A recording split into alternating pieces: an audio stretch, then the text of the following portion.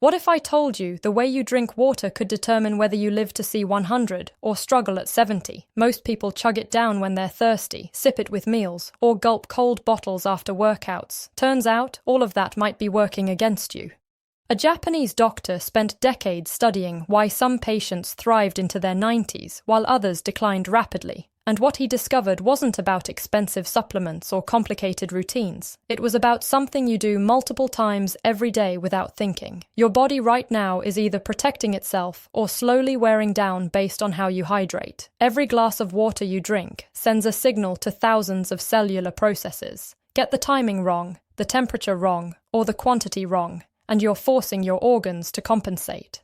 Do it right, and you're supporting systems that evolved over millions of years to keep you functioning smoothly. Here's what nobody mentions when they tell you to drink 8 glasses a day. That advice is incomplete. It's not just about volume. Your kidneys can only process about 1 liter per hour. Drink faster than that, and you're flooding your system, diluting sodium levels, stressing organs that should be working in steady rhythm. But drink too slowly, space it poorly, and cells start operating in a dehydrated environment where enzymes can't function properly. Think about what happens during sleep. 6 to 8 hours without any water intake. Your liver processes waste. Your kidneys concentrate urine. Cells break down and rebuild. By morning, metabolic byproducts sit concentrated in your system, waiting to be flushed out. Most people wake up and immediately reach for coffee. That caffeine hits a dehydrated digestive tract that hasn't had a chance to restart circulation. The first thing that touches your stomach in the morning sets the tone for your entire day. Coffee on an empty stomach forces your body to produce stress hormones just to handle the acidity. But water, specifically room temperature water, does something completely different. It rehydrates tissues that spent the night in repair mode. It dilutes concentrated waste products. It signals to your digestive system that it's time to wake up and start processing nutrients efficiently.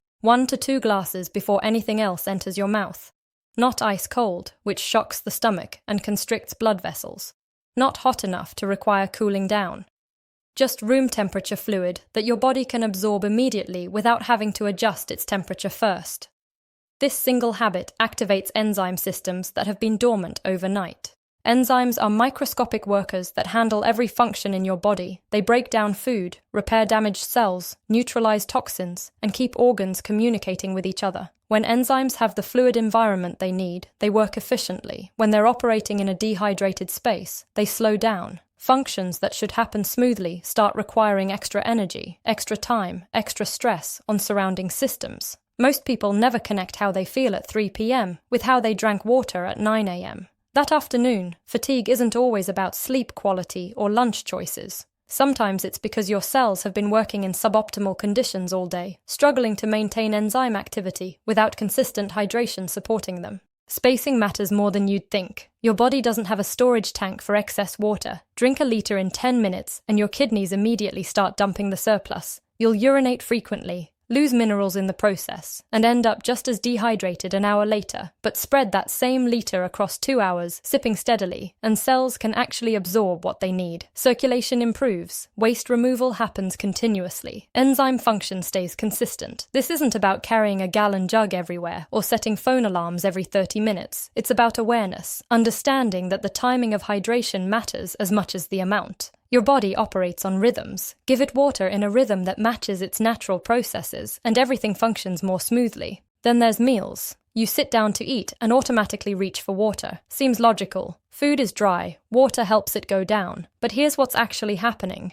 Your stomach produces concentrated digestive enzymes and acid specifically designed to break down whatever you just ate. Pour a large glass of water on top of that, and you're diluting the very chemicals your body just released to do their job. Food sits longer, digestion slows down, nutrients that should be extracted efficiently start passing through partially unprocessed. Over time, this creates bloating, that heavy feeling after eating, and a digestive system that's constantly playing catch-up instead of working in smooth cycles. The solution isn't complicated. Small sips during meals if your mouth feels dry. Otherwise, wait. Let your stomach environment stay concentrated enough to actually break down food properly. Hydrate before eating, hydrate after, but during the meal, trust that your body knows what it's doing. What you're about to learn next changes everything about water quality itself. Not all water delivers the same benefits. You can drink the right amount at the right times and still miss the point if what's flowing into your glass carries nothing your cells can actually use. Dr. Shinya focused heavily on water composition. He observed patients for decades, tracking what they drank and how their bodies responded over time. The patterns became unmistakable. People who drank mineral-rich water maintained better digestive health, clearer skin, steadier energy levels throughout aging. Those drinking stripped-down, heavily processed water showed more inflammation, slower recovery from illness, accelerated signs of cellular stress.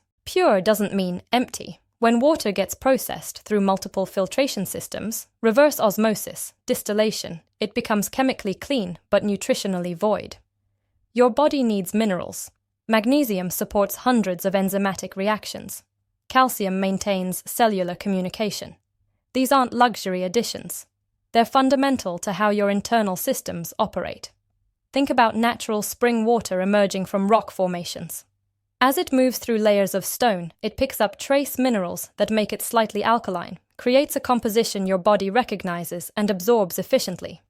This isn't about expensive bottled brands or complicated equipment. It's about understanding that water quality affects enzyme function at a cellular level.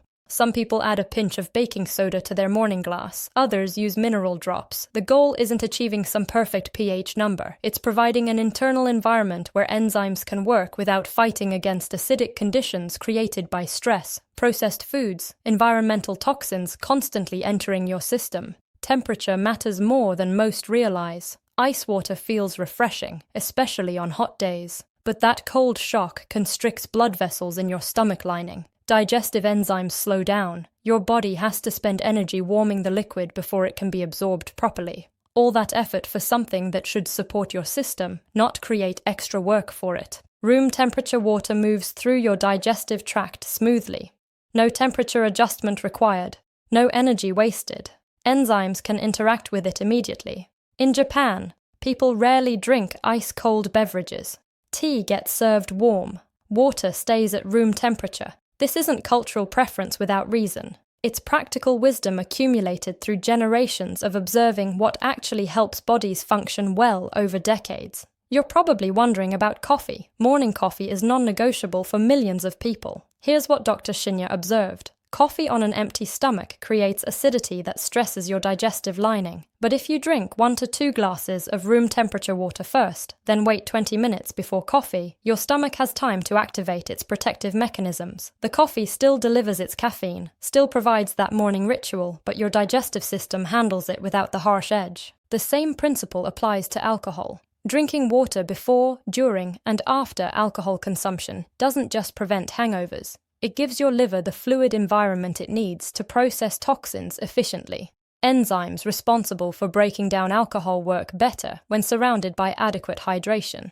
This isn't about drinking more to drink more. It's about supporting your body through something that naturally creates stress on your systems. Green tea appears repeatedly in Dr. Shinya's recommendations, not because of antioxidants, though they're present, not because of caffeine, though it provides gentle stimulation. Green tea naturally contains minerals your body uses for enzymatic processes. It's mildly alkaline. It doesn't interfere with digestion the way sugary drinks do. Japanese populations that consume green tea daily show remarkable longevity patterns. Correlation isn't always causation, but when you observe the same habit across thousands of healthy aging individuals, it becomes worth paying attention to. Lemon water creates interesting chemistry. Lemons are acidic outside your body, but become alkaline once metabolized. Adding half a lemon to room temperature water provides vitamin C, supports liver function, makes plain water more appealing if you struggle with drinking enough throughout the day. The key is moderation. A squeeze of lemon adds benefit. Drinking highly concentrated lemon water all day can damage tooth enamel and create its own problems. Consistency matters more than perfection. You don't need to measure pH levels or track mineral content precisely. You need to establish a rhythm your body can rely on. Morning water upon waking. Steady sipping between meals. Mindful hydration that becomes automatic rather than something you constantly think about. Dr. Shinya treated patients who tried every supplement, followed complicated protocols, spent fortunes on health interventions. But the ones who thrived long-term were those who mastered simple fundamentals. Water quality, water timing, water temperature. These aren't glamorous. They won't make headlines or sell products, but they work because they support how your body actually functions, rather than fighting against it. Your cells don't know about trends or marketing claims. They only know whether they're getting what they need to perform the thousands of functions happening every second. Give them clean, mineral-rich water at the right temperature and timing, and they'll handle the rest. What happens when you actually implement this daily becomes visible within weeks. Energy improves first. Most people notice this around day 10. Not caffeine-style jitters or artificial stimulation, just steady energy that doesn't crash mid-afternoon. Your body stops fighting dehydration and starts using that energy for actual function rather than constant crisis management. Digestion smooths out next. Bloating decreases. That heavy feeling after meals starts fading. Your stomach develops a predictable rhythm because you're finally giving it the consistent environment it needs to process food efficiently, rather than constantly adapting to erratic hydration patterns. Skin changes become visible around week 3. Not dramatic transformation, but subtle improvements. Lines soften slightly. That dull, tired appearance shifts towards something brighter. Your skin is your largest organ. When cells throughout your body receive proper hydration, it shows on the surface. Mental clarity sharpens gradually.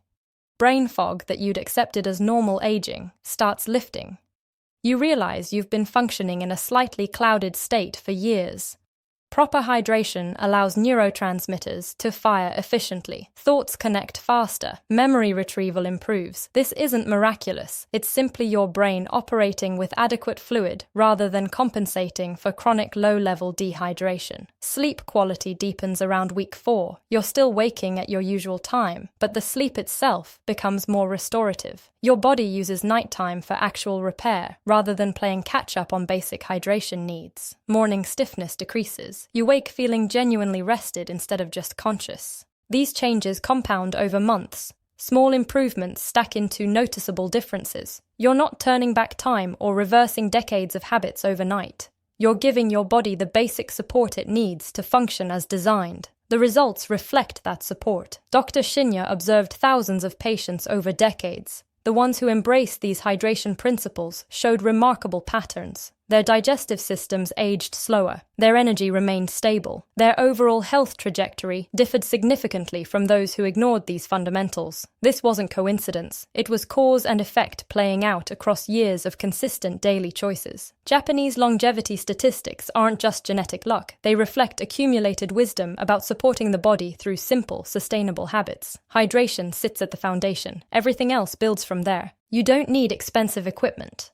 Alkaline water machines cost hundreds of dollars and provide marginal benefit over simple mineral-rich water. You don't need elaborate tracking systems or apps counting every ounce. You need awareness and consistency. Those two elements outperform any technology or supplement. Start tomorrow morning. 2 glasses of room temperature water before anything else. Keep a bottle nearby throughout the day. Sip steadily rather than chugging. Notice how your body responds over the following weeks. Pay attention to energy patterns, digestion, sleep quality, mental clarity. Your body will provide feedback if you're paying attention. This approach doesn't conflict with medical treatment or other health practices. It supports everything else you're doing. Medications work better when taken with proper hydration. Exercise becomes more effective when cells have adequate fluid. Diet improvements compound when your digestive system operates efficiently. The beauty of this protocol lies in its simplicity. You're not adding complicated steps to an already busy life. You're adjusting timing and quality of something you're already doing. Water is universal, accessible, affordable. The barriers to implementation are minimal. Resistance usually comes from habit disruption rather than actual difficulty. You've been drinking water a certain way for decades. Changing that pattern feels awkward initially.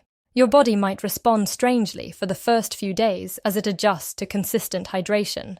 Bathroom trips might increase temporarily. These adjustments pass quickly as your system recalibrates to its new normal. Some people report feeling waterlogged at first. This happens when you switch from chronic dehydration to proper hydration too quickly. Your body hasn't learned to process adequate fluid efficiently yet. Start gradually if needed. Increase intake over 2 weeks rather than immediately jumping to full protocol. Your kidneys will adapt. The goal isn't perfection. You'll have days when timing gets disrupted or you forget to drink enough. Those single days don't undo weeks of good habits. What matters is the overall pattern you establish over months and years. Consistency beats intensity every time. Dr. Shinya's patients who followed these principles into their 80s and 90s shared common traits. They moved with surprising agility. Their minds stayed sharp. They maintained independence far longer than statistical averages predicted. They didn't attribute their health to luck or genetics. They pointed to daily habits sustained over decades. Your cells are replacing themselves constantly. The quality of those new cells depends entirely on what you provide them. Give them clean, mineral-rich water at appropriate times and temperatures. Support their enzymatic processes through consistent hydration. Let them build your future health one day at a time. That's how longevity actually works. Water doesn't cure disease or reverse aging, but it creates the internal environment where your body can do what it was designed to do. Start with tomorrow's first glass. Room temperature, mineral-rich, before anything else touches your stomach. That single choice compounds into decades of cellular support. Your 100th birthday isn't guaranteed, but you'll give yourself every advantage.